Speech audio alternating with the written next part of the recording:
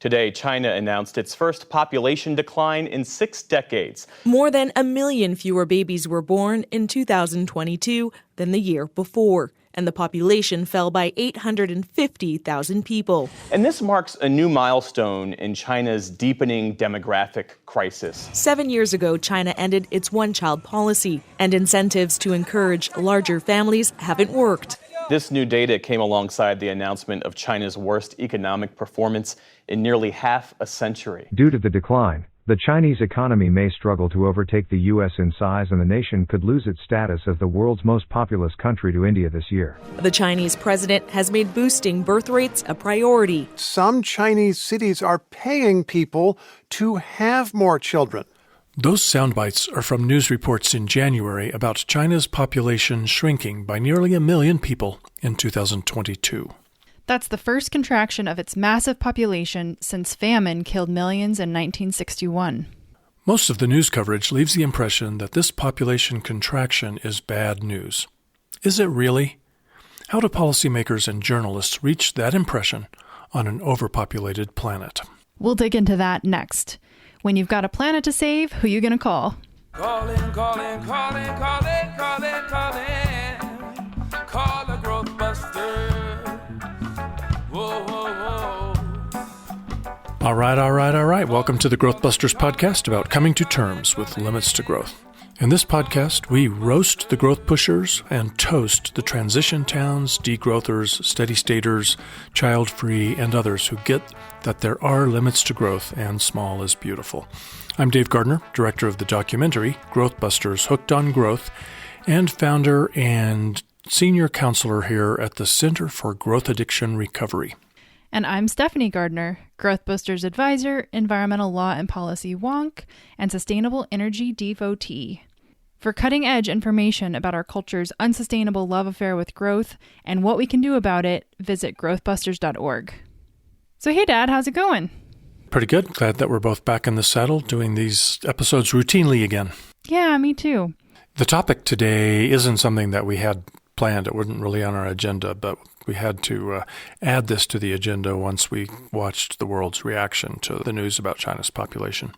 Yep, absolutely. Must talk about. China's National Bureau of Statistics announced on January 17th that the country's total population declined by nearly 1 billion people between the end of 2021 and the end of 2022.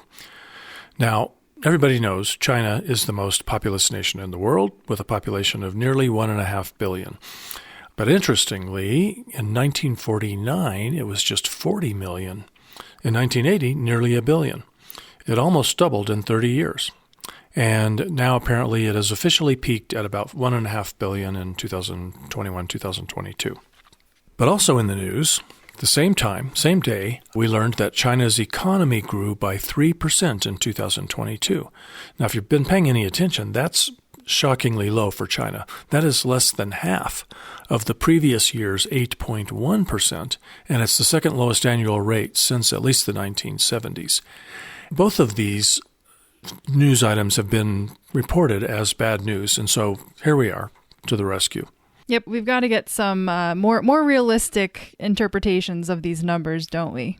Yeah, it's just shocking. And, if any of you listening are or know or neighbors of, someone in high places in the news business, news director, news editor, someone at Associated Press, NPR, Wall Street Journal, New York Times, Reuters, wherever, then you're in the right place if you're listening to this, or if you just know that person, then you need to go over to their house, take cookies, strap them in their chair, force them to listen to this episode of the Growth Busters podcast. I just can't believe that we're having to do this lesson for them. And even if you're not in the news business, there's plenty to learn in this episode as we take you through the misreporting of this news and give you the straight scoop.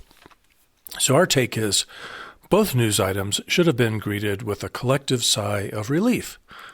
Instead, the predominant narrative has been that a declining population is a crisis, and that the dramatically lower rate of economic growth is also. According to NPR, and I quote, China's economic growth is in long-term decline. I should explain who NPR is for our global audience. That's U.S. National Public Radio. Like all the other news media, NPR uses words like strong and improving to describe higher growth rates and weak to describe slower growth. So what's the impression that the general public is going to get from that? Now, we all know that GDP, gross domestic product, economic throughput, is a pretty decent measure of consumption. And most of our listeners are probably familiar with this famous equation, IPAT.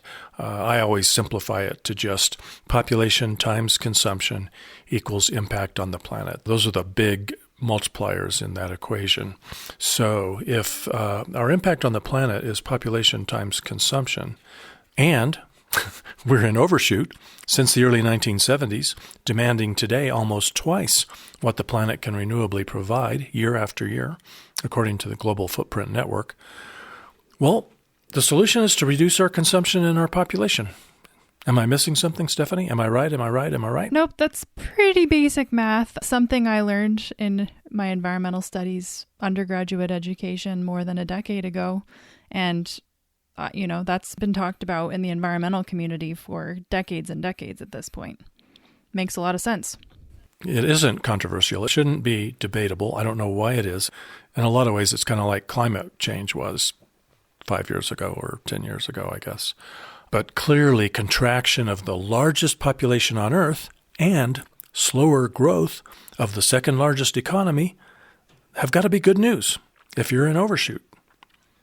Almost 2 times into overshoot, then that has got to be good news.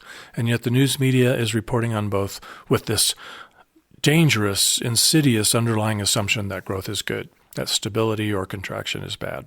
It's an unexamined assumption. It's something that we don't treat as debatable or subject to question or investigation. It's just assumed that everybody knows it, that growth is good. And that makes it extra powerful as propaganda, especially when it's wrong. So we're going to really highlight this insidious pro-growth bias in the media reporting on China's population peak. Yeah, let's dive in. I really want to spend most of our time taking apart a PBS NewsHour interview, but I do want to throw in a few other examples. For example, Time Magazine. Kind of expect Time Magazine to get things pretty right. Here's what I read in Time Magazine.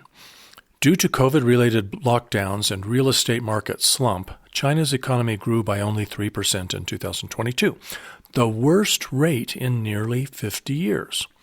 Many believe the country's low fertility rates and aging workforce may further threaten future economic growth, especially as state treasuries may struggle doling out pensions for the elderly. Okay, the worst rate in nearly 50 years. Something threatening future economic growth. I mean, it's just clearly the attitude there is, it's unquestioned that growth is good, slower growth is bad, right? Absolutely. And this one example that we uncovered in the recent media frenzy about this topic, they actually did have one sentence in the whole thing that maybe hinted at the fact that population could contribute to some negative things. They said, the world's population growth poses challenges to eradicating global hunger and poverty, as well as to mitigating climate change. That is the one sentence in there that remotely suggests that these changing numbers in China could potentially not be bad. Yeah. Pretty crazy. Crazy, yeah. Okay, so next we're going to go to National Public Radio. We already mentioned them, but there was a story that caught my attention on Morning Edition on January 18th. Let me play just a little bit for you. Yeah, because you have a problem if you have too many older people and not enough younger people who are still working. You end up with a massive demographic cliff, as they say. Massive demographic cliff. What do you think about that, Stephanie? Sounds terrifying. Yeah. So here we have NPR, Morning Edition on January 18th. And Morning Edition anchor Steve Inskeep is discussing the news about China with Yuan Cho, assistant professor of sociology at the University of Michigan. Let's listen. Yeah, because you have a problem if you have too many older people and not enough younger people who are still working. You end up with a massive demographic cliff, as they say. Okay. So Steve Inskeep, the guy who brings millions of Americans the morning news on National Public Radio 5 days a week, is repeating this common trope about the coming catastrophe of too many older people and too few young. So let's unpack that, Stephanie. It's one of my pet peeves. Why is this not the catastrophe that it's made out to be? Well, one, people, when they try to tell us it's a catastrophe, they refer to this dependency ratio, which is how many people are in the workforce productively contributing to the economy and to society versus how many people are just a drain on it, who we have to somehow provide more service to than they provide economic value. So that's children and the elderly. Well, when the fancy pants academics and think tank people talk about dependency ratio, it's commonly considered that people below 15 and people over 64 are dependent. Well, that's crazy because you don't suddenly become undependent at 16. Anybody who's a parent knows, you're 21, 22, sometimes older than that before you're really self-sufficient. And 65 and up, being dependent? Shoot. Tell that to the U.S. Congress. Is there anyone in Congress under 65? A few. People these days are very productive way past 65. And so that's just insane. People worry about these, that who's going to take care of the elderly. Well, there are going to be more jobs caring for the elderly because there will temporarily be more people in this bubble as we work through this one-time contraction of population down to a stable, sustainable level. Hopefully that's where we're going. So jobs caring for the aged will be filled by workers who lost other jobs due to automation. We wring our hands about that every other day, don't we? They'll be filled by workers who lost jobs in daycare and teaching due to fewer children because we have this bubble. We're making fewer babies, so we're going to need fewer teachers and fewer daycare workers. Guess what? There's going to be jobs for them because we're going to temporarily have more older people. Those are great points, and there's a couple of additional things that just aren't adding up for me here. One being the current unemployment rate amongst those aged 16 to 24 was at 16.7% in December. That's huge. That's a lot of working age people that can't find jobs. And in fact, a lot of the articles that we were reading in preparation to discuss this topic mentioned one of the reasons that younger folks aren't choosing to have children is because it's hard to get a job. And it's like, well, they're so worried about not having enough workers on the one hand. On the other hand, they're saying that these people can't find jobs and make enough money, and that's why they're not having children. So which is true? Yeah. And then the other thing here is this demographic cliff sounds like this really scary, sudden, Thelma and Louise careening, plummeting to the valley floor. But right now, the new UN projections for the population of China is that the population will decrease to 1.3 billion by 2050. So, currently at 1.4 billion, going to go down to 1.3 billion. That's still a lot of people. Plenty. That's a decrease of a little less than 8%. So why are we so scared of that? Why does that just sound like, or why are they making it sound like it's the scariest thing out there? It sounds pretty slow to me. Yeah. Well, blame many economists, blame many elected officials who are afraid of having to do the hard work of balancing the budget without running a Ponzi scheme. All right, let's listen to a little bit more of this interview from National Public Radio. Experts for many years in the latter years of this one-child policy wondered, why is China doing this? This is not going to work in the long run, and people can look at the numbers and see that there's going to be a problem soon. But they persisted until very recent times with this one-child policy. You said they were depending on pseudo-scientific studies. Did the Communist Party really have in their head that this was going to work? They thought at the time a lot of the demographic projections with the leadership was very much based on doomsday writings about population explosion. Okay, Let's take this apart one by one. First off, the question, why is China doing this? This is not going to work in the long run, according to Inskeep. Well, so he's kind of making a pretty stupid assumption that this low fertility rate, below replacement fertility rate that China has, is now going to be locked in stone. Well, it could be, but we don't know that. And I haven't done the calculation to figure out how many years it would take for that, massive 1.4 billion, as you said, Stephanie, for that to end up being, dangerously close to zero, right? That's just nonsense to worry about a trend that is only going to be a problem if it's in place for 100 years or something like that. Mm-hmm. Plenty of time to work on that. And when you're in overshoot, that's a trend that we really do need to embrace. Okay, next up, he talks about being about the one-child policy. Well, China was trying to avoid starvation for millions. That's kind of basic math that they needed. It's debatable whether they really needed the policy, but they really did need their birth rate to drop, because otherwise they would just be bringing children into the world who were going to starve, and that would be inhumane.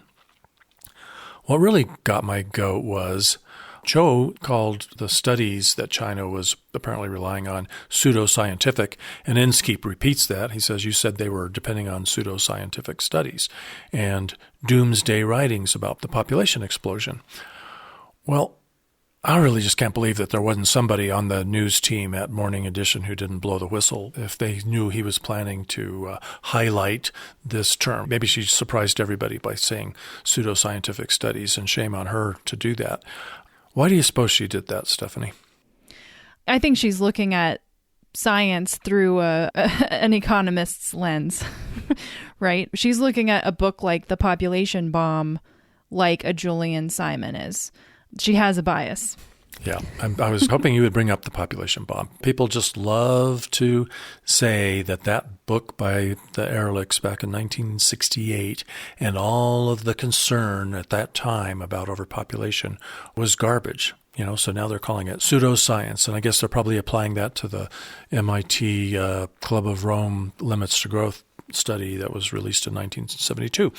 So apparently, Steve Inskeep and the entire Morning Edition staff think that the Green Revolution permanently invalidated limits to growth due to carrying capacity. Apparently, they think that the Living Planet reports that we get every other year are pseudo, that the full IPCC climate reports are pseudo, that Global Footprint Network's global analysis of biocapacity and ecological footprint are pseudo, that the biodiversity reports that we get are pseudo, planetary boundaries analysis is pseudo. I mean, there's just no shortage of really legitimate science out there that tells us that we are in overshoot. And you can't go a day without seeing some news about the evidence. So to call that pseudoscientific, you know what? Just going to call Steve Inskeep out on that. Shame on you, brother. Yeah, and in my mind, it just completely disqualifies Cho from having any say in this topic. She's just living in a different reality, I guess. Yeah. But it's a popular thing to do among the uninformed. Let's move on to PBS NewsHour. They did a segment, How China's Population Decline Could Alter the Global Economy. And in this segment, journalist Mei Fong joined co-anchor Jeff Bennett for a conversation about this. Let's listen to a little bit. And this marks a new milestone in China's deepening demographic crisis. Yep, there's that word crisis again. Yep. Just wanted you all to hear it. Just, trying to increase the views and the clicks and scare everyone needlessly. So declining population in China is a crisis. Meanwhile, what is happening in the climate? What's happening with our biodiversity, et cetera, et cetera? Well, I think they might call those crises too, but they just can't seem to connect the dots. Let's listen a little more. I mean, China's not unusual in seeing a population decline. Most modern nations where women are educated and have smaller families do see that. What's unusual about China is that this transition has occurred at a much accelerated speed. What takes most developed nations maybe 50 years to arrive at this point, China has arrived in one generation. And that's because of the one-child policy. Well, I am quite aware that China's fertility rate was dropping before the one-child policy was put into effect. A lot of people don't know that, but let me just share that with you. Yeah, that was news to me. I'm so glad that you fact-checked this. Yeah, well, and I fact-checked it because I knew that was off to begin with, so I did a little more, and it was really shocking to look at. Stephanie and I are both looking at this chart showing the fertility rate in China from 1960 to 2021. And, if you look at that chart, it's been pretty flat since, I forgot to bring my reading glasses down here, since 1980, right? Yeah, maybe the late 70s even. Yeah, pretty flat since then. The real steep drop was prior to the implementation of the one-child policy. It was implemented in 1980. I think the really steep drop, starting in 1963, was because people were starving to death largely, and so they didn't want to be making a lot of babies. But there has been a sharp drop. In 1963, the fertility rate in China was 7.1. That's high, definitely high by today's standards. But by 1978, it was 2.72. Not high at all. Yeah. And shortly after that, one-child policy goes into effect. 10 years after the one-child policy goes into effect, the fertility rate is 2.51. So it must have been some sneaky things going on behind bedroom doors, I guess. By 2021, it was down to 1.16. So from 1990 to 2021, it's a pretty significant drop, but it's nothing like that drop from 7.1 to 2.72. And it's certainly not a recent acceleration of small family thinking, is it? Nope, not at all. So, Mei Fong, I'm sorry, but I think you missed it on that. Let's listen a little more. Not only does it have fewer people, it also has a very bad mix of fewer people in that a large portion of the population is very male, and that's because of the one-child policy. Okay, that's another common thing. You probably hear that from time to time, Stephanie, don't you? Oh, yeah, absolutely. Yeah. I think that actually appears in most of the news we were reading about this topic. Yeah, and anytime somebody's trying to discussion of overpopulation and addressing good public policy and good informed decision-making about family sizes, if they're trying to diss it, they'll talk about, we can't talk about this subject because, it's just a slippery slope right down to China's one-child policy. Wasn't that ugly? And as a result, look at all those men and too few women in China. All those women were aborted. Well, I'm not going to sit here and defend the one-child policy. There were a lot of things wrong with its implementation. And as I said earlier, it probably wasn't even really necessary. But rather than blaming the one-child policy for this bad mix, more men than women, maybe the real blame is on China's culture of devaluing women. Have you ever thought of that? Just saying. Well, but I guess the numbers that you've pulled up here indicate that there really isn't a huge difference between men and women. Well, let's talk about that too. Yeah, you would think, based on all of the hand-wringing about that we would have 65% of the population would be men or something like that. Well, the truth is in 2021, it was 51.19% of the population were men. And actually, in 1980, when they began the one-child policy, men were 51.45% of the population. So the proportion of men actually has gone down since they started the one-child policy. So this just is mind-blowing. Can you imagine them saying, there's such a large portion of men in the population, it's 51.19%. Oh my God. I mean, if they actually said the percentage out loud, people would just laugh.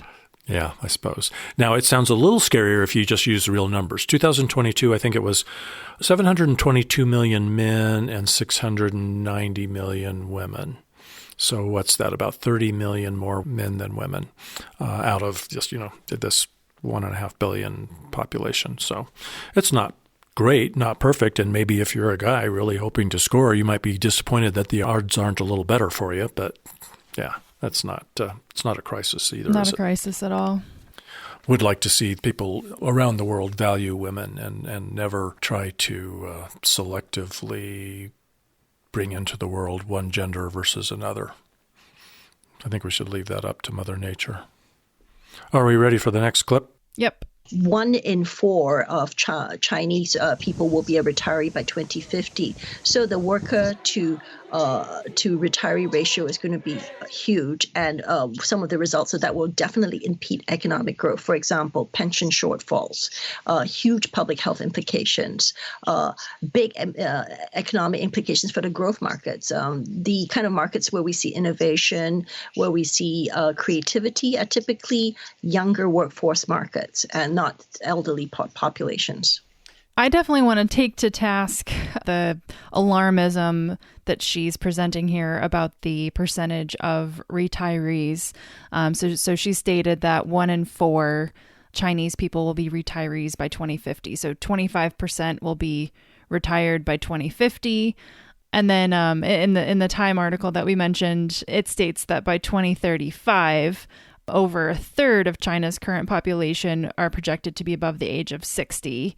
So does that mean that the retirement age group is actually decreasing over time, or these people just can't agree on their numbers? Yeah, somebody doesn't have it right. Is 25% or 30% even bad?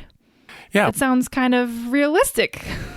Well, they make it sound bad with their tone of voice, if nothing else, and the word crisis. But, well, let's just kind of do the math. If you have a group of people and they're ranging in age from 0 to, let's say, 90, and if they were evenly distributed, then about a third of them would be between 60 and 90, about a third, just normally, right? Mm-hmm. So if about a third of the people were retired, that would just be kind of what you would expect, unless you were really hoping that people were going to continue to work until they were 80 or 90. It's not going to be that big a shock to the system. It's a big shock to the blood veins of the growth addicts who aren't getting enough of this population growth heroin shot up. How about that for a screwed up metaphor? Yep. Dark, but good. Now, China does have a low retirement age of 62, apparently. So if they're concerned a little bit about this changing ratio, there's certainly room for adjustment. And that's one of the things I think that we want to be sure and mention, that yes, every country over the next decades is going to experience this bubble of a bigger population of aged people temporarily because of the newfound low birth rates that we're all experiencing. It's not going to be permanent. It's going to just work its way through the system. And it's not going to be as big a crisis as we would have if we just continued to bring way more children into the world than the world can support. That would be the crisis to worry about. It's going to be a minor challenge to the economies of these countries that are set up, to be Ponzi schemes. But those are relatively minor adjustments that they need to do to deal with that. Yeah, and I definitely want to mention one of the news pieces that we found that did a much better job at presenting the facts and in a much more neutral fashion. This is a piece that appeared in Wired. It was called "China's Declining Population Can Still Prosper," written by Catherine Bowen and Vagard Skirbeck. And they, in regards to the topic about retirement age folks, and you just mentioned the low retirement age of 62, they wrote, China could also respond to population aging by extending the retirement age and encouraging higher female labor participation. China has one of the earliest retirement ages in the world. Current retirement ages are 60 for men, 50 for women in blue-collar jobs, and 55 for women in white-collar jobs. About 93% of women are required to retire at age 50. Wow. So postponing retirement would relieve pressure on the pension system and increase the labor pool. So it sounds like there are levers that they could pull to make this demographic change a little less of a shock to the system, but none of these talking pundit people even seems willing to bring up those ideas. They just are hammering on how scary it is. Yeah. And I'm glad you brought up that piece, and we're definitely going to put a link in the show notes to it. And I was about to say we'll put a link in the show notes to all these things that we're discussing, but let's not. Let's just take out the garbage today and leave the garbage out. And let's just promise links to the smarter pieces like that. And I know John Austin published a piece on our Ending Overshoot publication on Medium. Go to Medium or search for Ending Overshoot. That's a publication that we curate. Yeah, in fact, I think at the end of taking apart this PBS NewsHour reporting and some of the other things we're going to talk about, let's end on what it should sound like, and maybe we can read out a few of John Austin's comments. All right, let's finish taking out the garbage. Let's listen to this PBS NewsHour thing again a little longer. So what then would a solution look like? Is it as simple as encouraging people to have more children? No, it hasn't worked at all. I mean, they said, please have one. You went from having just one child to just one more, please, and then one more. And obviously, for the last 5 or 6 years, it hasn't worked. The solution, I think, will come in a variety of ways. Yes, incentives will have to be a part of it because China has, I think, more historically gone the disincentives routes, punishments, not rewards. And so they're starting to go in that route a little bit, but they need to be doing it a lot more. So shame on Jeff Bennett for, you just can't say he's playing devil's advocate and asking for a solution to a problem that he doesn't think is a problem just because his guest thinks it's a problem. You know, he clearly buys into the grow forever mentality. It's just a shame. Give me a call, Jeff. I'll fill you in. And then May, I'm glad that she informs him that these incentives aren't working. You know, that these countries that are trying to offer, birth bonuses, et cetera, are not finding that really changes the behavior of young couples who are smarter than that, thankfully. Thank you to all you young couples out there around the world who are making really informed and loving family-sized decisions. We appreciate that. Yeah, to me, one of the biggest gaps in all of this reporting is the fact that they're not connecting the dots between these young families that are choosing not to have kids because of how hard it is, how expensive it is. And those things are caused by our exponential growth economic model. That economic model that these folks are clinging to are causing the symptoms that are making it impossible, challenging, unthinkable for young people to try and raise a family. And so, of course, they're not connecting the dots and they're not thinking, oh, maybe a different economic model would bring about more equality for women, better access to education, higher paying, safer jobs, more affordable housing, all the things that we want more of. They're not really connecting the dots to how our current economic system is preventing all those things from happening. Yep, absolutely. And it's really important that we talk about this line of thinking, and we'll talk about it more in a minute, but because more and more countries are going to be experiencing what China's going through now. The UN projects that 61 countries or territories will see their population decrease by 1% or more between now and 2050. And I think that could be an underestimation because I think some of the population projections are suggesting that population's going to contract around the world faster than the UN projections. So that means more countries will be entering into this contraction phase sooner. I've spent, the last 15 years trying hard to make sure that couples around the world are informed, armed with really good information about overshoot as they make their family size decisions, and they're doing it. And so now maybe I don't need to work as hard on that as maybe now I need to work really hard on just making sure that the crazy misstatements and myths that are pushing growth are debunked quickly and taken out with the garbage, and make sure that policymakers don't ramp up these incentives to such an extent that maybe people will start making babies for money. What a great reason to start a family. Yikes.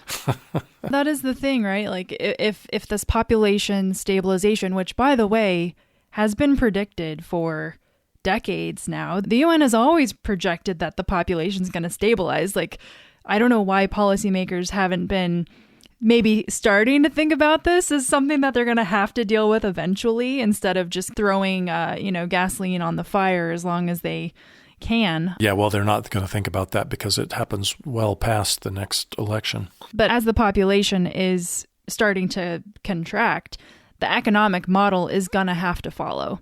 There's just no way around it. And unless people become enslaved or become indentured servants, which hopefully that doesn't happen. That's pretty kind of a scary world to think about. But hopefully the economic model has to change as a result. Yeah, it's got to. And that leads me to this one more clip I want to play from Jeff Bennett at PBS NewsHour. This new data came alongside the announcement of China's worst economic performance in nearly half a century. Worst economic performance. So there it is, the unexamined assumption that perpetual, infinite economic growth is a universal good.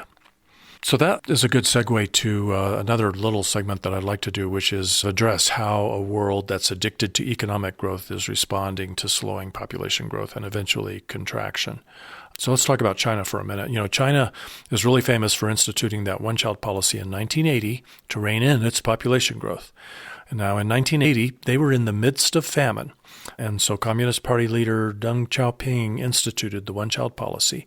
But since then, China became really addicted to economic growth, just like everybody else. And so eventually, they became concerned about the fact that their population growth was slowing, even though they had instituted this policy to do that. They were concerned that they were going to have fewer workers, and that was going to, take a big bite out of what was the world's second largest economy, and many people have expected it to become the world's largest economy, and that's, some kind of a crown of achievement that everybody wants to have. They were so worried about it that in 2016, they revised the one-child policy. They expanded it to 2 children, and in 2021, they expanded it to 3. Now, meanwhile, while they're trying really hard to goose their population without very much success, they're also working really hard to poach resources from beyond its borders to feed those people. So the policymakers they understand that they can't feed the population they have. So they're buying agricultural land in Africa and starting up the Belt and Road Initiative and building this network so that they can suck in resources from other people. I think they're assuming that they're going to be able to outbid, or that they will have to be able to outbid the rest of the world for these resources so that they can meet the needs of this population that they're bound and determined to get back on the growth track. That's a really lousy line of thinking for any country who we would think would want to be a good global citizen. I guess people don't expect that much from China maybe, but I think we should expect that of all nations, to be a good global citizen. That's a good thought. Doesn't happen in practice. Yeah. They're just one of many nations who are starting to worry about that and coming up with these baby bonuses, and they're implementing or increasing birth incentives. Sometimes it's outright cash payments. Sometimes it's tax credits or deductions. And, many places they're subsidizing births in larger families just by providing free pre-K, subsidized daycare, more generous family leave policies. A lot of policies, that are under discussion here in the U.S., and without stopping to think about it, they sound like they're pretty kind things to do to make it easier for young families to get by in the world, don't they? Yeah, and we should absolutely be doing all those things once we have a stabilized population that isn't completely wrecking the planet, the spaceship Earth that we all require to survive. Yeah. And we obviously don't want people to live in absolute poverty or not have access to the things that they need to have decent lives at the same time, but we need to make a conscious effort to curb our population and our impact on the planet. And so we need to incentivize that in a way that doesn't hurt people. So there has to be the right balance. Yeah, I think somehow we're going to have to find a way to eventually get to a place where we can provide those good things for the first child in a family, but not subsidize, 2 or more children. We need to make one-child families the norm for the next 100 years. We've just got to, if we want those children to have any shot at a decent life. And so we've got to make sure we have to take away anything that distorts the decision-making process of families, anything that makes a couple choose to have a second or more children for the wrong reasons to begin with, and hope that they just don't make that choice just out of love for their first child. So we've taken out the garbage, I think, right? Are you ready to talk a little bit about something good? Well, there's a couple things I want to talk about. One being that a lot of these news articles we've been reading are talking about the increased labor costs being a result and the impact on the global economy, because so many different countries get cheap goods from China. And so there's going to be a ripple effect of continued inflation in prices. I think that's a good thing because the price of those goods that we're all getting from China so cheaply is artificially low. It doesn't include the cost to the environment, cost to the workers, and the terrible working conditions. Good point. And so I think it's a good thing for all those externalized costs to actually be reflected in pricing. Now, unfortunately, manufacturing is probably going to chase the cheapest labor and go to the next, poorest developing country that will be able to produce cheap goods. But I think in general, that's a good thing. It's something that we need to do. Mm-hmm. Another good thing is, I can't remember which article this was that we were reading. It was using really terrible language and making it sound scary, but I think it's a good thing. But it was talking about the point of no return, where once the fertility rate goes below 1.5, it will never rebound because culturally it becomes the norm to have a smaller family size. And that's what people grew up with. That's what people are expecting and are expected to do. And so this trend is sticky. Once you get to a lower fertility rate, the trend is there. So that's a positive, even though the article I was reading was talking about it like it was the end of the world. Well, aren't you afraid then that if it really is sticky forever, that then eventually we will exterminate ourselves? Well, I think that there would eventually be some sort of rebalancing, right? Hopefully at a sustainable level that doesn't eradicate all other species and life on the planet. Yeah, I think it would. But we need to get a lot closer to that point before we wring our hands over that. Yeah. And then lastly, I wanted to read out a couple quotes from John Austin's piece on Medium, because I think he did a great job of basically writing an analysis of this news, speaking the truth about it and how it's a good thing. Excellent. Thank you, John, for writing that. So he said, a long-term population decline is projected for many countries. Should we be fighting it, or should we embrace it instead, go with it, and enjoy the ride? The real story is that a long-term fall in population means less pressure on food systems and less need for carbon-intensive agriculture. It means an end to the need to build, which is also highly carbon-intensive. It means less pollution, less deforestation, less overfishing, less waste, less pressure on groundwater, less consumption of finite resources, less destruction, allowing nature to recover. So, huge laundry list of positive outcomes from this that all of these mainstream media people don't care to think about or include. Yeah, crazy. But good news. Those are all good news in my book. Yeah, undeniably. Don't go away because we have some other cool things coming up. But concluding this discussion of China, saw this written by Terry Spar, the producer of the film 8 Billion Angels and founder of a great nonprofit organization called Earth Overshoot.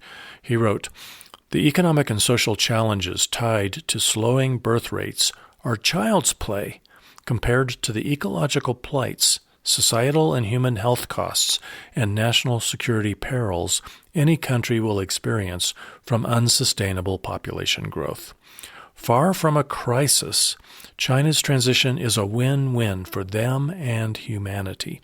So the next time you read about the population pickle, demographic crisis, or perilous drop in population, try looking at it as an opportunity to heal the earth and improve human lives. Well said, Terry. All right. We're ready for my favorite part of the episode. Honey, I Shrunk My Footprint. This is where we share something that we do to live more lightly on the planet. It could be something unusual, something difficult or easy, something that we're just particularly proud of and want to share. I have started composting my hair. So okay. It sounds gross. There's a lot of hair. It is kind of gross. My husband and I signed up for a composting collection service. So now we're composting all the, food scraps and things like that from our kitchen. But they also accept hair. And you probably don't know this, Dad, because you don't have a lot of hair left anymore. But when you have long hair like me, when you brush your hair in the shower, a lot of hair falls out. It's just natural shedding. I'm not going bald or anything. So every time I shower, there's sort of a little ball of hair at the end. And this compost service accepts it. So I'm just composting in general. That's my footprint. But I wanted to, start with the exciting, gross thing. It stands to reason that it would be compostable, and it's certainly better than letting it go down the drain. That's for sure. That's true. Yeah, and they don't accept bodily fluids. They don't accept like used tissues or things like that. But for some reason, hair they do accept. Okay, great. I came up with mine earlier today. I was driving a hybrid, getting close to 50 miles per gallon, but I was driving because it was cold. Turned the corner onto a short street. It's a one-way and it's 2 lanes, and it's about 50 yards long. 50 yards ahead, there's a traffic light, and it's turning red. As I turn, I see that it's turning red. Now, both lanes on this one-way short little street can only turn right. It's a T. And there is no right turn on red. So anybody on that little stretch of road is going to have to wait for the light to turn green before they can go any further. Knowing all of that, I immediately begin to coast as soon as I make the turn and I see the lights turning red. Well, meanwhile, the car behind me changes lanes and passes me, getting to the red light sooner. Oh, that really pissed me off. I hate it when somebody else gets to the red light before I do. Not. So I had more gas in my tank than that idiot did.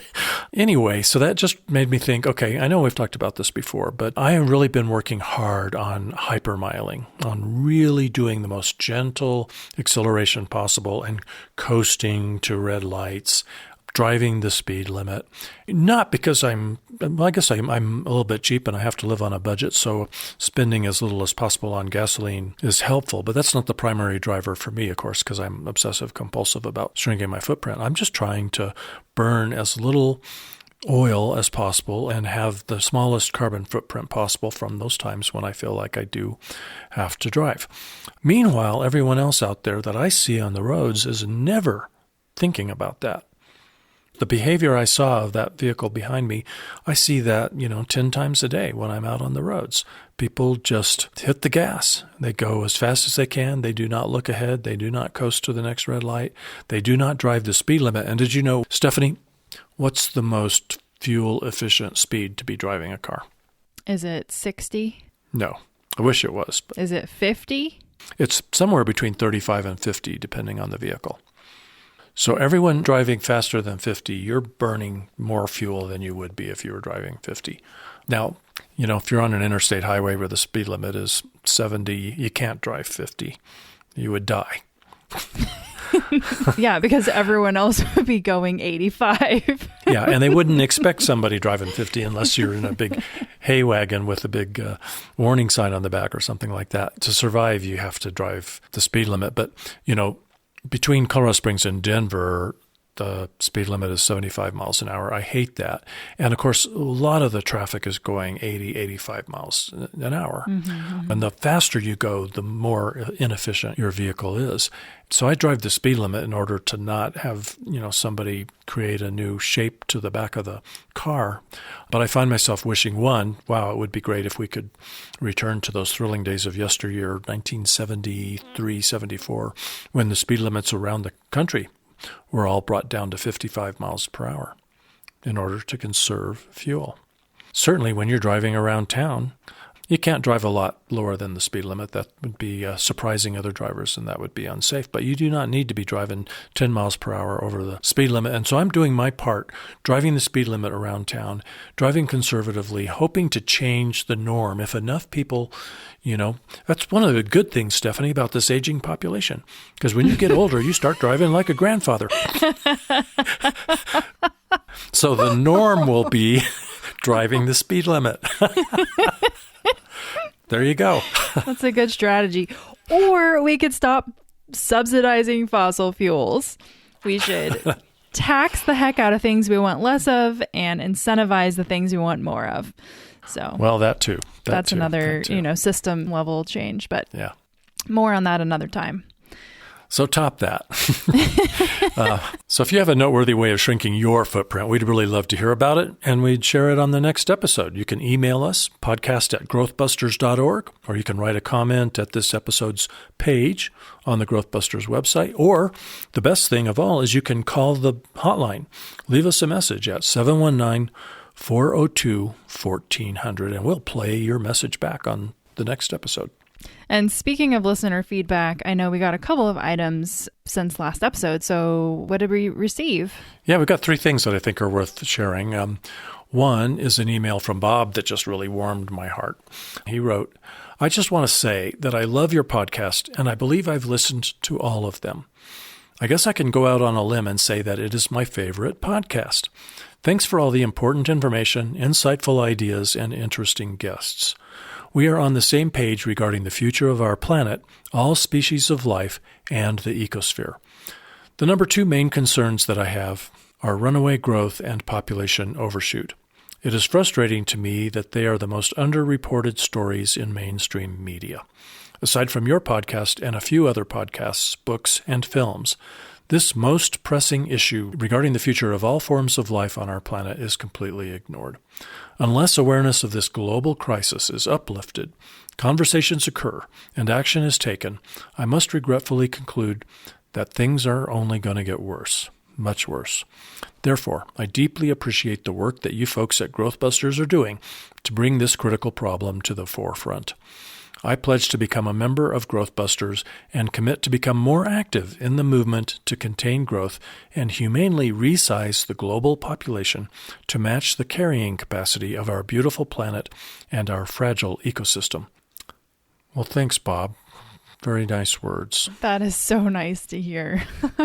Because sometimes this work can be pretty depressing and you wonder if you're making a difference. So thanks, Bob, for your message. Really, that does mean a lot. Yeah, and thank you, Bob, for your recent donation. So when he mentions becoming a member of Growthbusters, there's really kind of 2 ways. You kind of join Growthbusters when you hit the donate button at growthbusters.org and contribute to this nonprofit project. But we also have this online community of activists. If you go to groups.io and search for Growthbusters, you can find it. And there's a really pretty neat group of people that are working on some special projects to see if we can't save the planet. Yeah, and then we got an email from our friend Cliff regarding the last episode, episode 76. Now here's what we call an eco-superhero. Cliff wrote to us, thanks for another informative podcast. The insights James provides regarding the inner workings of Extinction Rebellion and his personal, admirable activism help clarify the goals and strategies of nonviolent protests as a means of effecting change. James is a very outgoing fellow and engaging communicator. The recorded talk he gives on subways is very impressive. His 58-hour train trip to Texas was a real testament to walking his talk. Well, thanks, Cliff. That was a great episode, and thank you, Stephanie, for asking your friend, James Comiskey, to join us. If you haven't heard that one, you should definitely go back and listen to it. We'll put a link in the show notes. And then lastly, we got an email just today from Tom in New Brunswick, Canada. Hope all is well. As always, I enjoy your podcasts and appreciate all the work you, Stephanie, and your contributors do to promote sustainable degrowth. I'm planning to be in London protesting for a week with Extinction Rebellion and would appreciate any ideas you might have for flags, T-shirts, etc. to promote awareness of overshoot, overpopulation, etc. So he goes on to talk about coming up with a banner, a T-shirt or something for the protest, and he writes, I've never used a projector, but it's an idea. And that's something I've thought about. I actually scouted out locations in my hometown where it would be easy to project something on the side of a building at night that would show up and, kind of make a guerrilla billboard. Oh, that's a good idea. Yeah. He did mention that he bought an old boat and he has named it Climate Strange. Kind of funny. So anyway, Tom, thanks for writing. Thanks for being an activist. Thanks for the work you're going to do with Extinction Rebellion. And I hope that last Growthbusters episode gave you some good ideas. Yep. Thanks, Tom. So we're here because having intelligent conversations about overshoot is so important. So please share this episode with people you love or anyone who needs to learn about limits to growth. That includes your mayor, your governor, senator, prime minister, president, journalists, your father-in-law, your stepsister. Anywho, be sure to follow the podcast on your podcast app so you don't miss an episode. And check out the Growthbusters online community I mentioned at groups.io. Thanks to Jake Fader for writing and producing the Growthbusters theme that you hear at the open and close of the podcast, and to Carlos Jones for singing it. And of course, you can always learn more about the issues we discuss in this podcast at growthbusters.org, and do be sure to check the links that we put in the show notes for this episode. Growthbusters.org is also where you can donate and get on our email list. Thanks for listening, sharing, and doing your part. We've got a planet to save. Some may dream to pave mountains and streams, but not me. I'm a growth buster. Some they just want more, but don't know what it's for, but not me. I'm a growth buster. Don't want a solution at the cost of pollution. They think bigger is better at the cost of the weather, but no, not us. We are the growth busters. Calling, calling, calling, calling, calling, calling. Call the growth busters. Whoa.